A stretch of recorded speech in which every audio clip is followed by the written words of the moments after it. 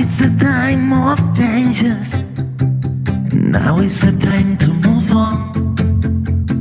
This is the time for solutions. Feel the motion. Be new is born. The any none of you.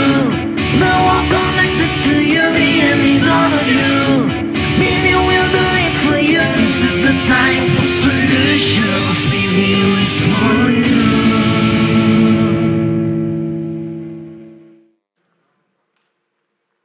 Bienvenidos y bienvenidas de nuevo a BNew Science, dentro de BNew, la Barcelona New Economy Week, y bienvenidos a esta charla que lleva por título BSPACE, Estudio del Espacio Exterior, el valor del conocimiento para el futuro de la humanidad. Y es que todavía hay muchísimas preguntas en astronomía para las que todavía no tenemos respuestas, pero que el ser humano ha intentado perseguir esas respuestas prácticamente desde su origen.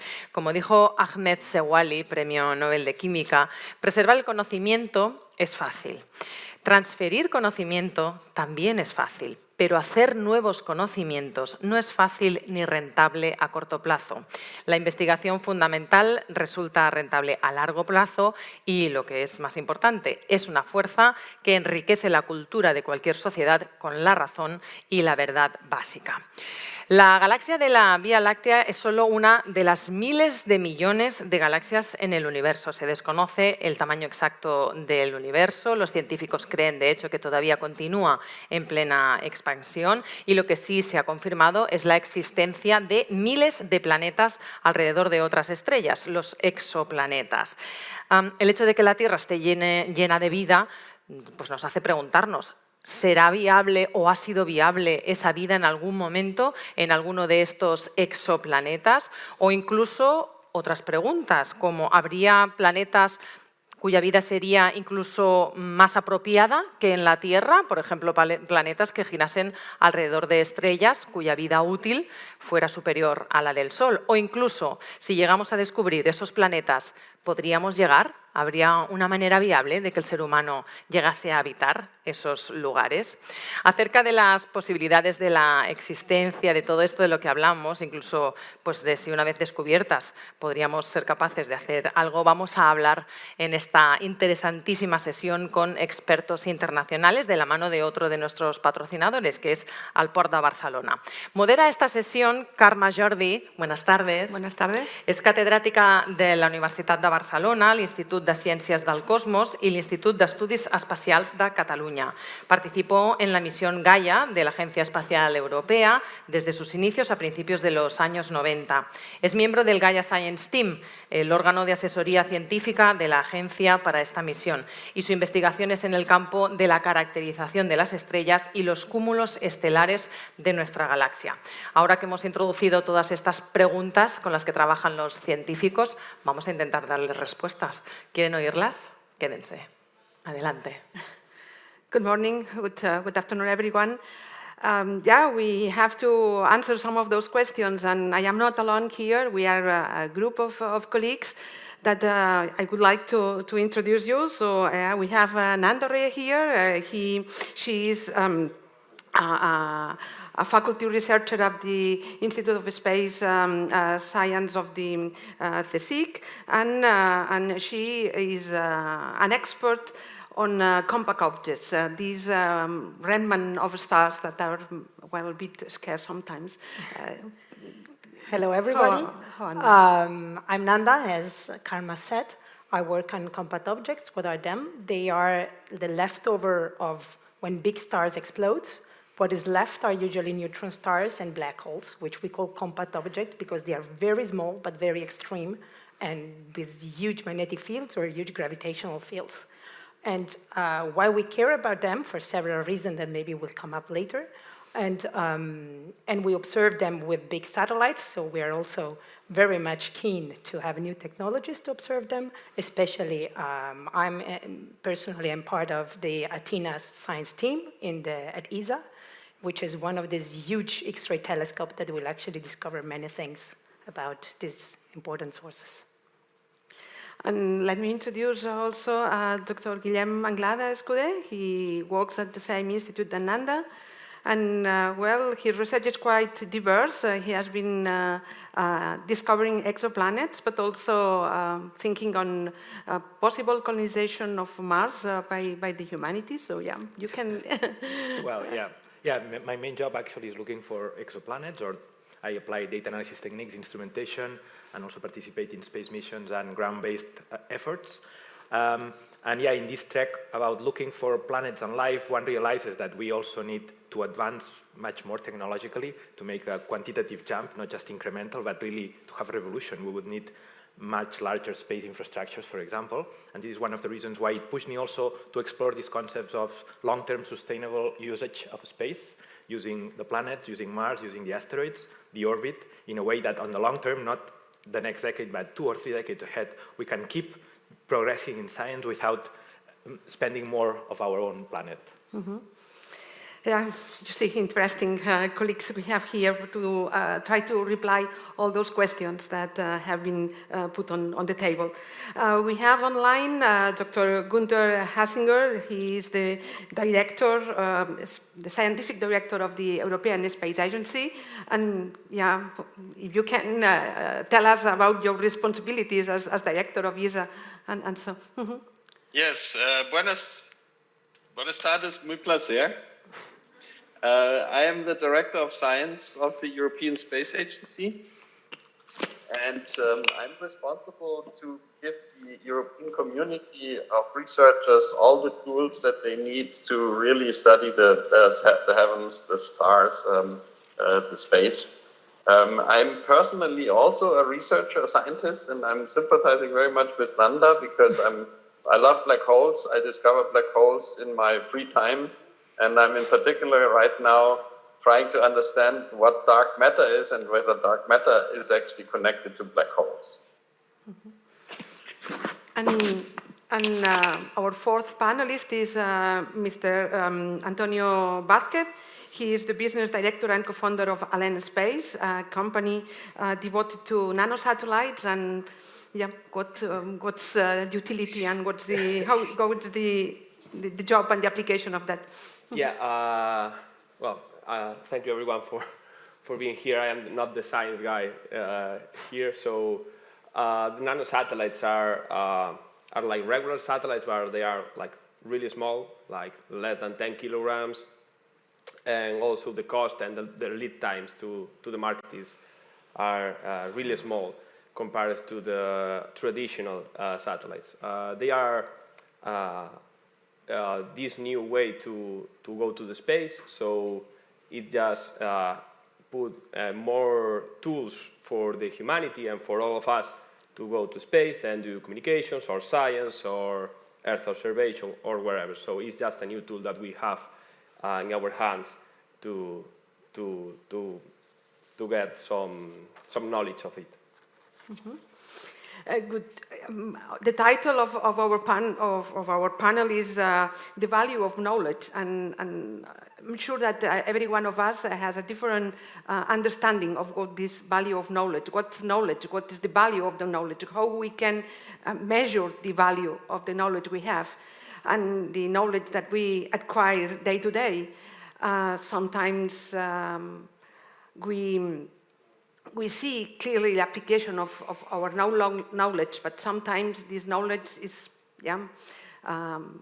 just sleeping for some times, and suddenly someone finds an application, or simply do not have an application, but this knowledge generates other knowledge, and that makes our life and our culture progress. I would like that we discuss a little bit about what we understand as this knowledge. How we can give value to the knowledge? What is our understanding? And Gunther, would you like to start? Yes. Sorry, I put the headphone down because now it's fine because I heard an echo.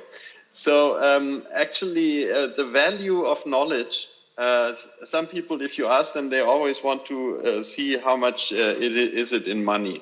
But in reality, I think knowledge is a little bit like art. It is a fundamental basis of our civilization, and our society would not exist without knowledge and without always creating new knowledge. Now, there is a difference between basic sciences and applied sciences. We will discuss that a little bit later.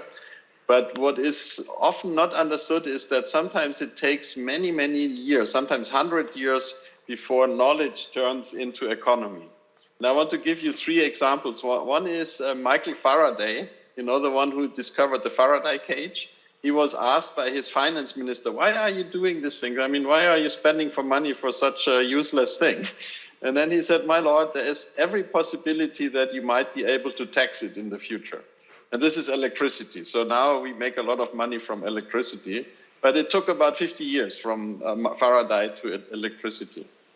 When you look at Einstein, who has discovered relativity, today relativity is used for all satellite applications for the Galileo navigation system.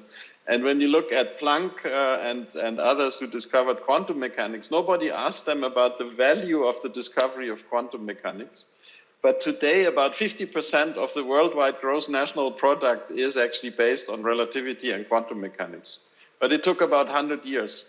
So I don't know who will sell the black holes that Nanda and I are studying, but maybe somehow, sometime in the future, you can tax it.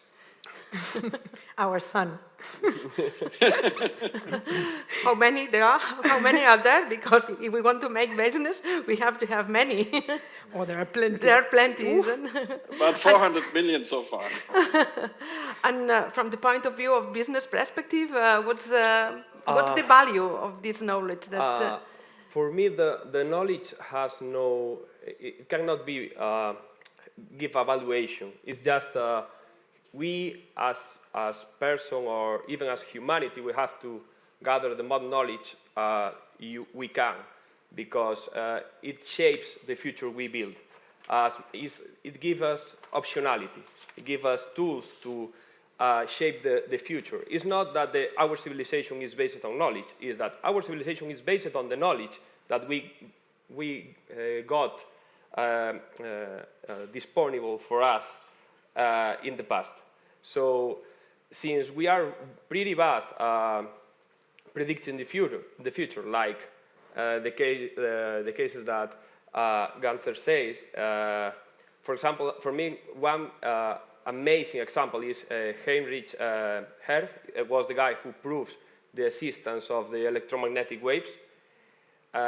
When they got asked, what is this for? They said, I think the electromagnetic waves have no applications at all. So no wireless. The guy who discovered the electromagnetic waves thought that there was no application. So think it right now. It's amazing. And even if you think on the future, we are pretty bad. And the typical example is Blade Runner.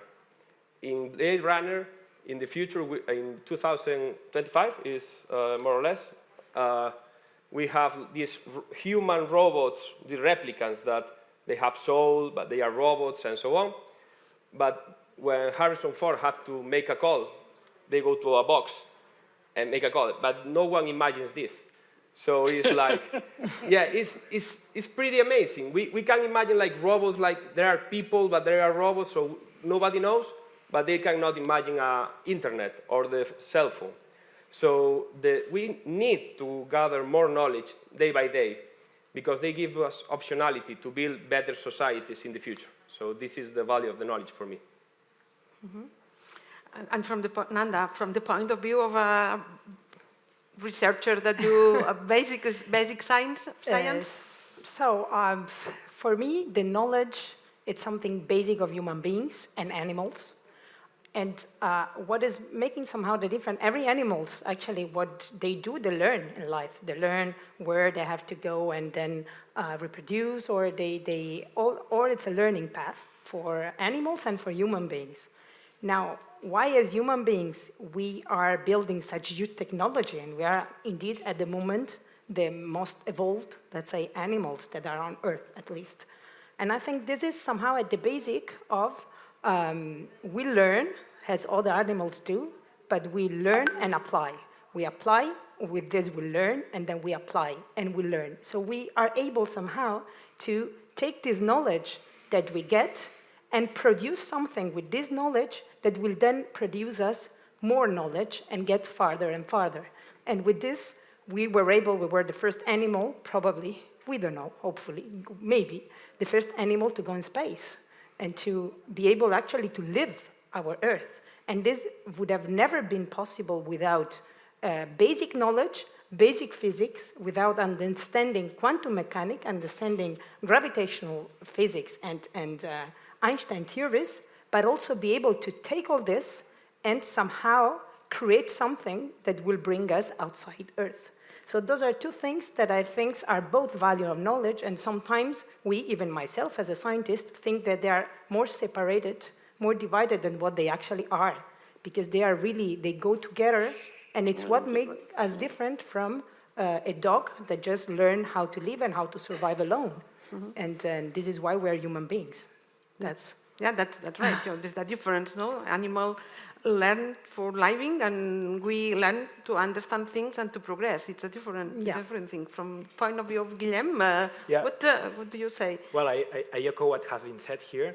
There is this very important role which is intangible, which is that we create a repository of knowledge that next generations will be able to then use in ways and combinations. It's not you discover quantum mechanics and from that leads to the semiconductors. It's coming from different places, and we need this base of knowledge and expanding it slowly in all the directions that we can imagine, the most that we can, and that make economic sense as well, of course. And this discussion has to be here. But there's also another role, which I wanted to point, is that the search for this knowledge is also a driver for technology that might not be developed otherwise. So we need to go to space to detect gravitational waves, or X-rays from black holes, or big radio telescopes that need more sensitivity. All this technology, all this capability generation, because it's a bit the same as the knowledge base. We build knowledge base and then we use it. We also need this capability generation. We need engineers that know how to gather a lot of pieces, disconnected, and assemble a radio detector that can be used for black holes, but can also be used to communicate with satellites in orbit. There has to be always also knowledge, or pursuit of knowledge gives us these long-term beacons that makes us advanced in the technology field. So it's two different aspects. There's always this conversation with technology. It's not true also, I think, that, oh, you invent something and because we invented this, we are going towards this way. Sometimes it happens that technology actually drives the way. Now with cell phones, computation, we are seeing this. We now have a lot of computational power. We are developing machine learning in ways that we never imagined, things that we don't need to do anymore by pushing a button. The machine can do itself. So it's always a conversation. Don't try to monetize immediately what it is there. It's a role of putting things together, tools together, but also the conversation with technology, and the technology itself is also driving science. Just my point of view. I didn't talk about exoplanets related. I don't know how to make money out of them yet, but yeah, we can talk about this later. Yeah, well, we cannot make money from exoplanets nowadays, but the technology used to discover exoplanets is usually, or we should apply it for making money. So, yeah.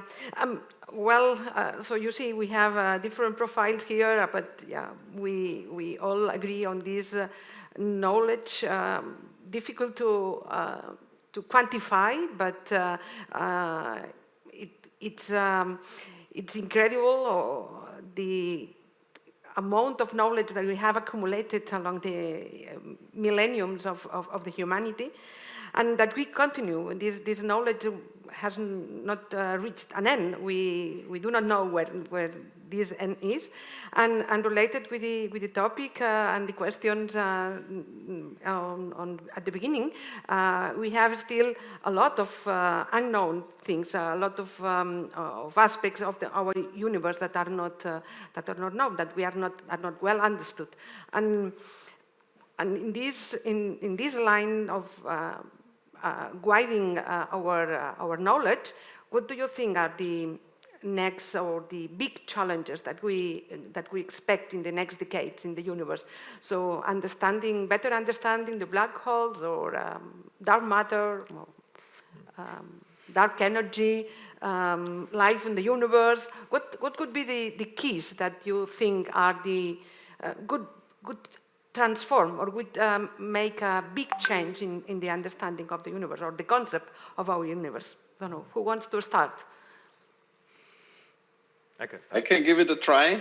Yeah, Go for it, why Gunther. not? So I always say there's only one big question, and that is, where do we come from and where do we go to? And then you can break this question down. Where did the universe come from? Where did our solar system come from? Where did life come from? And I think each of these questions, the problem or the beauty that we see is that whenever you answer one of these questions, there are actually 10 more questions opening that you didn't even dream about. So our knowledge increases exponentially, but our ignorance increases even faster. Yeah, that's right. We answer a question and we have 3 more questions that are open at the same time, simultaneously. So no. Well, I think this is one of the good things of science and of being a scientist. Yeah. It's not only that we try to learn things and to explain and to research and to investigate. We also are conscious somehow which are the limits of what we don't know and how they grow. And this is, I think, and sometimes this is the most difficult part, to understand of a certain problem, how much you understood and how much you actually are missing and you have to find out. And this is our error somehow. And this is, but about the new questions in the universe and in science, I think that there are so many that it's very difficult to put them. There are so much that we don't know and we want to discover. And but we need to do it slowly, because to build a big satellite or a big instrument to cope with one of those questions, we need 30 years, 20 years. So there is a huge amount of time from what you realize that this is a question till when you can somehow test all your ideas and your investigation and your research. So, and in this time, more questions arise, so it's just a never ending. And this is actually the fun of being a researcher, because it never ends. Yes, it's connected to this. I think it's an important point you touched here as well. Many you touched, but the one that triggered something, which is let's see, the questions are opening exponentially, because one question leads to 3 or 4, whatever, so it's a tree that is growing very fast. Actually, it's our work as well to be able to choose a bit. And this is also with the conversation with the technology, where we actually sometimes we do missions, not because this is the real ultimate question we want to answer, but this is what we can do, in a sense. I think what we can do, and there is a revolution happening in space, and we have Anton here that can talk about this, but I think it's very exciting also to see that now we are going to have new developed capabilities. We don't need to wait for very long-term missions, 20, 30 years. For certain things, yes, but for other things, that's to try one thing or the other. We can start testing things, and again, having these tools, we'll have knowledge. The knowledge will help the tools as well.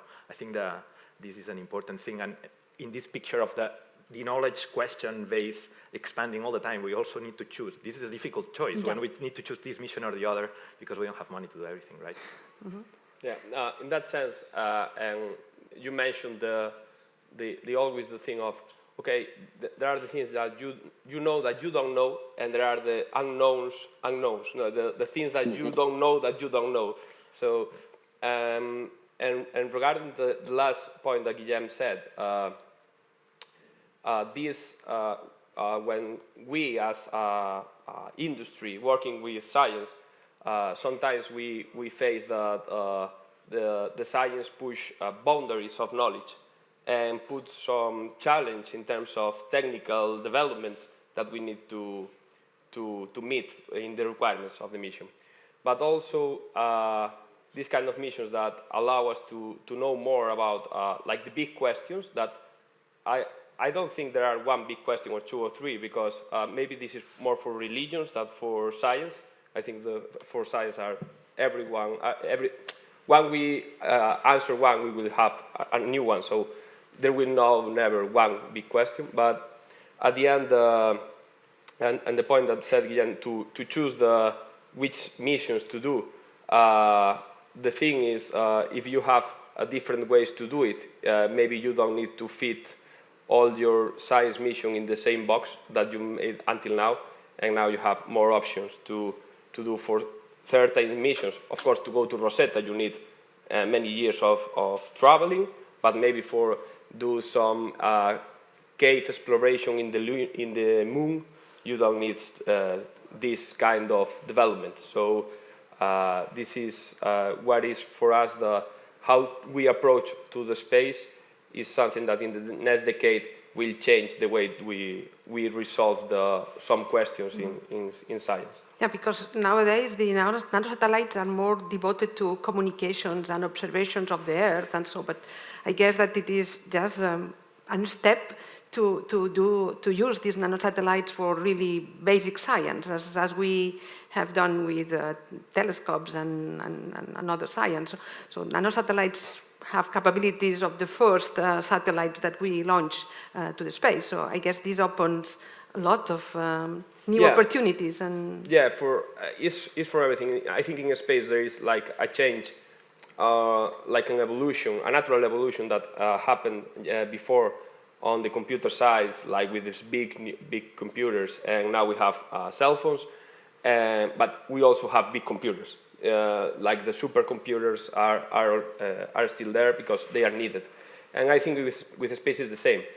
Right now, the new space economy is moving, pushed by the private equity and let's say the business itself. But of course, it will open the door for science missions like biological missions. For example, the InSight mission of Mars, of NASA, gets communicated back from InSight to the Earth was through 2 CubeSats from 2 6Us called Marco. So there are plenty of places where these tools, because they are tools, give us the opportunity to prove things with much less cost and in a way of try and error quicker than before. Mm-hmm. Maybe I can give an example there. You know that later this year NASA will launch this mission that goes to an asteroid and tries to impact it and to change its orbit. So this is something for the future to maybe save the Earth from an Armageddon type reality. And a few years later, then the European Space Agency is sending a satellite called Hera to the same moon of this asteroid in order to look at it very detailed. And that Hera has actually 2 small satellites. I don't know whether you could call them microsatellites or small sats, but it's a mothership, and then it sends out 2 spacecrafts, and so then it can look at the thing from 3 dimensions. They can communicate with each other. And then a few years later, we have taken the same idea, and we want to send the Comet Interceptor probe. This is a probe which is specifically designed to intercept a comet that we have not yet discovered. We are going out there, we wait, and then the comet has to come by, and the comet could also be an interstellar visitor, for instance. And again, this satellite is a mothership with 2 microsatellite probes. So indeed, we are picking up these. For solar system exploration, I believe we can pick up these ideas of small sats, and it's very powerful.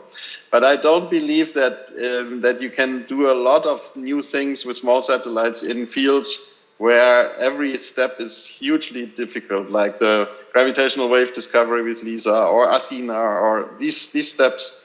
The low-hanging fruits have already been taken, and every step is more or less 10 times more expensive or 10 times more complicated, but our engineering power is also getting better, so you can, for the same price, you can do 10 times better. Mm-hmm. That's to reply one thing is quite funny. You know better than me that the mission you mentioned to Didymos and to Didymum, this is like the 2nd or 3rd attempt to do it. In one of the attempts, when was AIDA mission, my company is a spin-off of University of Vigo, so we were working on one of the CubeSats that were inside the AIM mission and will be deployed close to Didymum. And the reason to deploy CubeSats was because AIM was too expensive and too complex satellite, and cannot because you don't know what will happen with the plume of the impact in the asteroid. So you can deploy some CubeSats there and try to get like a better view closer, because if something goes wrong, it's just one small satellite and you can just throw it away, but you have like the backup of the big one. So this is an example of how this approach are complementary. And this is the reason I think the new space is just a new tool for, or the nanosatellites are a new tool for space. It's not, sometimes people try to put, or like confront each other, but it's all people doing technology and doing science together. So yeah, I think Guillem wanted to.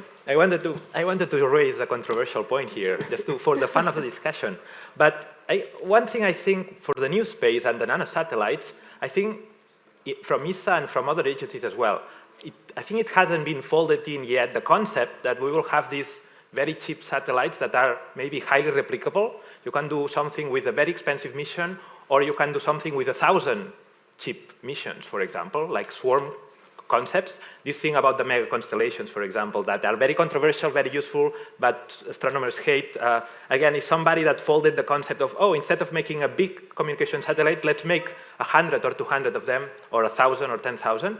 I think that this thinking of, like, say, swarm principle of applying things and doing experiments might actually lead, we need to think a bit more. I would wait 4 or 5 years, let's see what happens along those lines, and keep an open mind. Because these missions, yes, LISA will be very expensive, but it was conceived under the paradigm of what was thought that was possible 10 years ago. And that was big space, big missions, and we haven't thought, I think, deep enough in actually the potential of swarm science. Yeah, but sure we will have we will have the need of both. So at some point we will have the small satellite, and we have to explore the potential of that. And large missions will be needed because of the because you want to reach further distances or some. Yeah, but when we thought about the large missions, we always thought about the paradigm of a very large, expensive device that does a very complicated thing. Yeah. Instead of thinking, oh, let's use 500 of them, smaller, less complex, but each one collectively is a different thing. Let me put that. Can we change a little bit the question now in order trying to address other topics as well? No?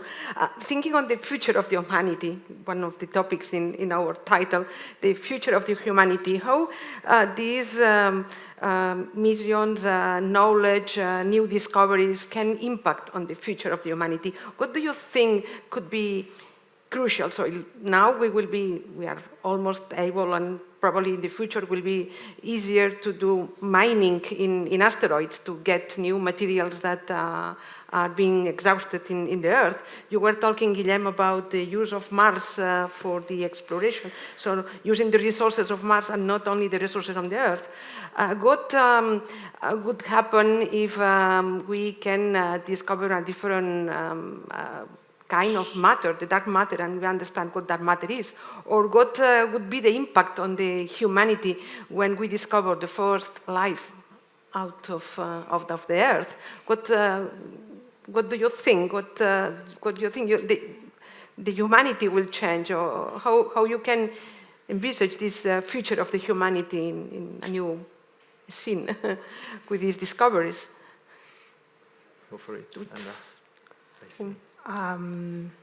Let me try to give first a more human-based point of view, from a more sociological point of view, and then maybe I can tell you what I think about from the scientific point of view. So from a more society point of view, I think the future of the humanity, it's clear that it's going toward a more thought and a more deep scientific knowledge in everybody. So since now, either you are a scientist or you're scared of science. And there is a small percentage in the middle. Now, I think COVID helped in this, I would say. People understood that science is not something for a small elite and a small amount of people that just study this, but it's something that really everybody can use and can understand and can somehow afford to study. You study it, and then you can be a scientist, whoever that study a certain topics. It's not something, an elite thing. And this is something that I think just started, and in the future, it will be more and more. So there will be many also minorities and women, many people with more balanced everything which is scientific. It's not just that the scientists have seen like somebody with glasses there and clothes in their office. And this is from a more sociological point of view, what I hope and I think that is really going toward this. And this will be a good thing because having different point of view from people thinking differently always helped science and research, because people seeing things from other side will definitely help focusing the problem and impacting and evolving a problem in a different way. And this sometimes turns out to be the correct way. So this is always important.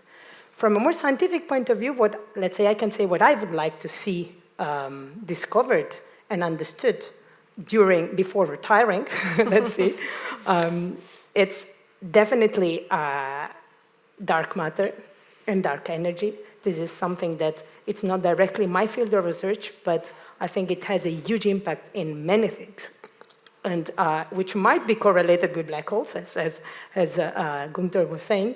And it's something where indeed the ESA, and especially ESA, but also NASA and everybody, all the space agency and the European Council and everybody are really investing a lot of money, try to understand what this is, because the fact that a huge 70% of matter in our universe, we have no clue what is this and how it interacts. This is, apart from the gravitational way, that is, for me, it's incredible. And it's something that I would like to see it solved somehow and be able, yes, this is a physical process where you can see dark matter, or where you can measure how much matter is in there, and know what this is exactly from a particle physics point of view. This is one of the things. And of course, gravitational waves. We have started now this huge field and this new way of seeing the universe that will bring in the next 20, 30 years, or even more, a new eye in the universe, and we will see many things, many objects, and discover a lot of things through somehow a carrier that we have never seen before. Mm-hmm. It's not infrared, it's not X-rays, it's not gamma, it's not things that are used to see images of, but it's really a new eye, and it's something that surely will bring in the next 50 years big discoveries. Yeah, and the impact on the knowledge of the combat objects, because the gravitational waves are extremely connected with for it. you, then yes. This is really the impact. Gunther, so maybe can I look at it from the other side? I mean, I love everything that Nanda said, and I'm working myself to try to understand better.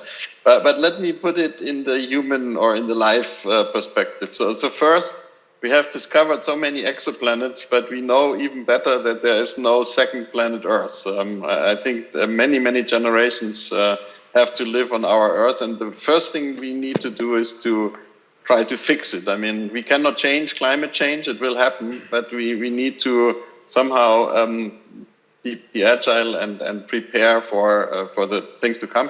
And we need technology in the end to save, to get new energy, to maybe even clean the atmosphere and so on.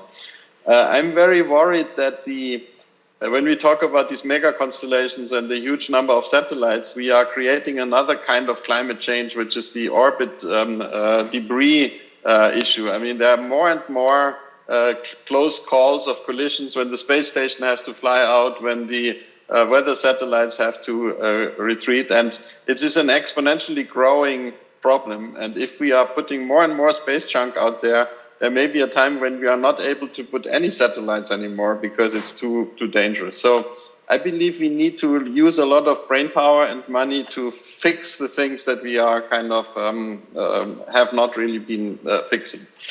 But let me be positive, because I very strongly believe that life is everywhere in the universe, that the building blocks of life have rained down on us.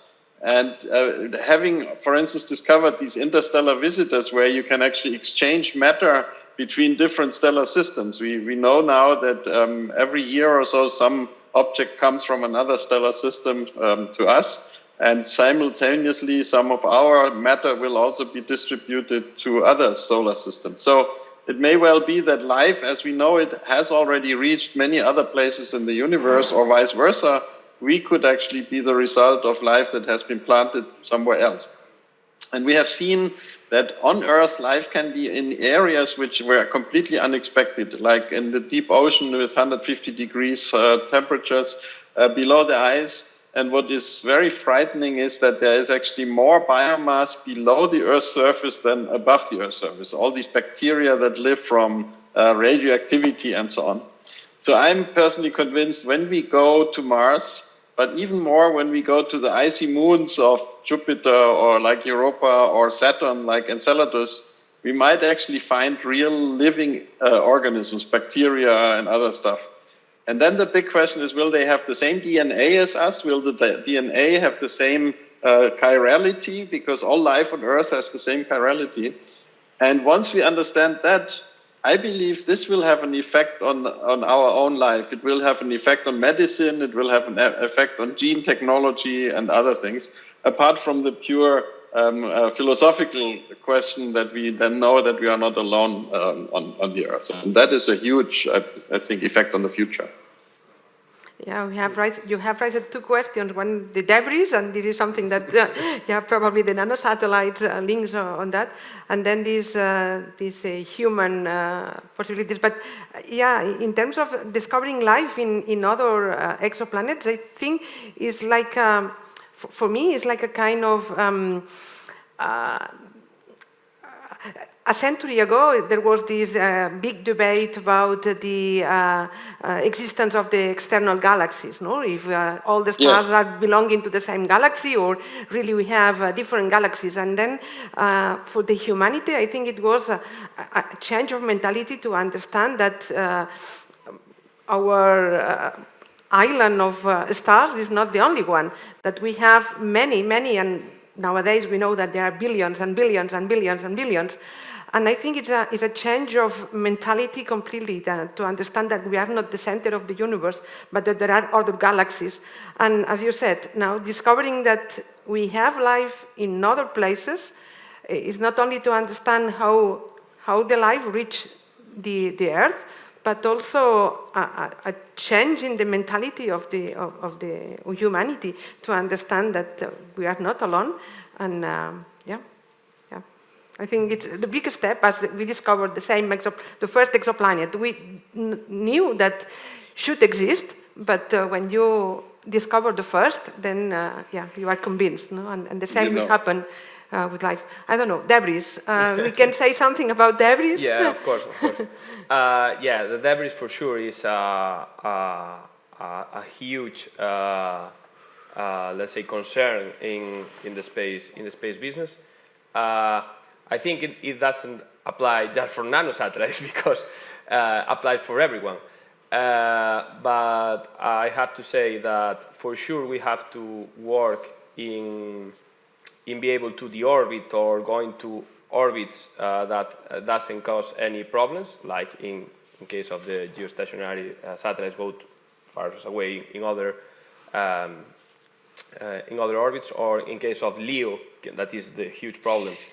The orbiting inside the recommendations that already are, but not much people do it. I have to say that we did it in the past, and we do right now. We already the orbit some of our satellites that finished the mission. Also, we have to work, I think, in the somehow collect or erase somehow the debris that are not satellites itself, that are pieces of rockets, pieces of satellites that are flying away, flying around the Earth, because yes, there is a huge concern, because could be a point where you cannot reach space anymore. Because of course, for me, the life in the universe will be amazing, but probably for ignorance, I give it for sure that somewhere should be life. It doesn't mean that they visit us. I'm sure that Al Pacino is real, but he doesn't come to my house to take coffee, so it's not it's kind of the same thing.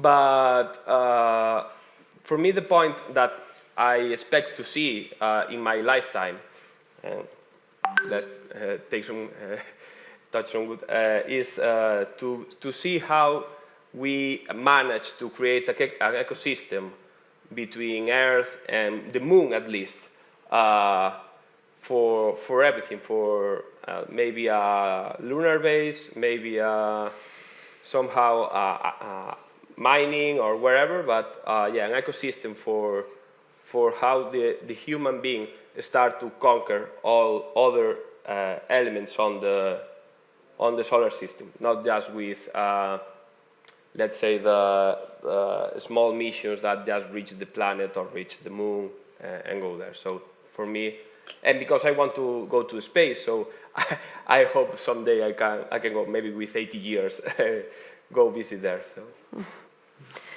Guillem, what are your expectations for the next decades? Well, no, the question for life, I think, is very important. I work on exoplanet research, right?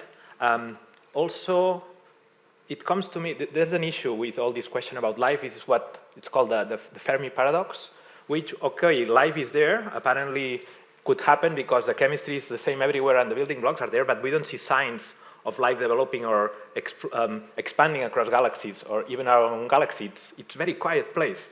And if a civilization 1,000 years more advanced to us, we should see something. We should see very strong activity in stars, and we don't see this, right? And this, then it's connected to this thing about long-term sustainability. If humanity will reach space, is it a certainty that civilizations are something that grows on planets and then they go extinct? I think this is one of the questions that bothers me more. I'm not sure. I think we are going to detect probably some evidence of very basic life, basic in terms of what we understand life in other places. Then the question will be why it happens that we don't see this universe crowded with people that we have to ask permission to go to an asteroid because it's already taken by somebody else. So it's a bit the connection, it's where I'm trying to work as well in this mixture of what's sustainable long term. We learn about planets. From planets, we know that our Earth is really in the sweet spot for a number of parameters that might not be easily replicated everywhere else. Maybe we have very basic life in Mars, but not certainly the kind of life we're having here that it's bursting all the time. So yeah, so that's, I don't know what question I would like. I would like to see an ecosystem, the Earth and space working together for a more sustainable planet, then clean the planet. The goal has to be, we develop capabilities not to do more, but actually to try to live with less and trying to repair the damage that we have already done. Good. So Ahim, well, we are reaching almost the end of our time, but yeah, we have some questions. What about, this is one for Nanda. What people should be scared about the black holes and what's the interior of the black holes, do you think? Or people should be more scared of other human beings sometimes, not a black hole. Yeah, probably. Black hole from far away, I mean, I don't know if you've seen Interstellar, probably. There are all answers might be there. But scared, no. But I would love that black hole are something which are starting to be, with all these films, something that kids just draw. Can you draw a star? And they also draw a black hole, like they draw the sun at school. And this is something very nice to dream about. But scared, no. More be curious of understand what is inside, because it's one of the few stars. There are some more, but that we really have no clue which kind of matter is. It's not like a table. It's not water. It's not gas. It's not even invisible matter. We don't know, and this is something that should be exciting rather than scared. Usually we think black holes traveling and creating everything. It's around, and this is not the case. We're very far away. May I add something there, sure, Nanda and Jordi? If this speculative theory is correct, that the dark matter is actually made up of primordial black holes, this is one of the possibilities which is being discussed more and more, then it is possible that you could also have planetary-size black holes. So they are then basically only the size of a fist, but they are 3 or 4 or 5 Earth masses. And it is actually possible that we have a black hole in our own solar system. There is this speculation that the famous planet 9 or planet X might actually be a black hole. If this is true, we might be able to fly there at some point, and then we could really go to a black hole and study it in great depth from very nearby. We could even try to extract energy from it and sell it. So let's go for it. Yeah, amazing, amazing, really amazing. So yeah, there's, I think that we can close our discussion here because time is running up. And well, I think we can conclude that the research is worth doing. Yeah, the knowledge, we never know the limits of our knowledge. Actually, probably there is no limit, so we can increase and increase and increase and increase, and we will find new ways to understand things and new lines that will be open. And yeah, and we cannot forget technology, as we said, no? Going hand by hand, sometimes technology the first, sometimes the research the first, and just aiming for for a more for increase of the knowledge of science through all the community, as Nanda said in the previous questions. So thanks to everybody for being here, and see you next time. Thank you very much. It was a great pleasure. Thank you. Muchísimas gracias a todos los ponentes. Es un placer ver cómo reina el buen humor en la investigación, en astronomía y en todas esas preguntas que intentamos responder. La verdad es que este ámbito, el de la astronomía, es de este tipo que nos da para imaginar muchísimo. A veces cosas que están muy cercanas a la ciencia ficción, como de repente esta estructura estable con la luna que aspiras a ver durante todo el tiempo de nuestras vidas, ¿no? Y muchas otras cosas que seguro que nos van a sorprender. Otro ámbito que también nos arroja hechos increíbles, asombrosos, es el de la medicina, con el que vamos a volver a continuación a las 3 de la tarde, dentro de tan solo 9 minutos. El título de la próxima charla es Be Health, buscando soluciones para nuestra salud, un paso más allá gracias a la ciencia y la tecnología. Es otro de los imperdibles del BNew Science en el BNew. Les esperamos a las 3 en punto.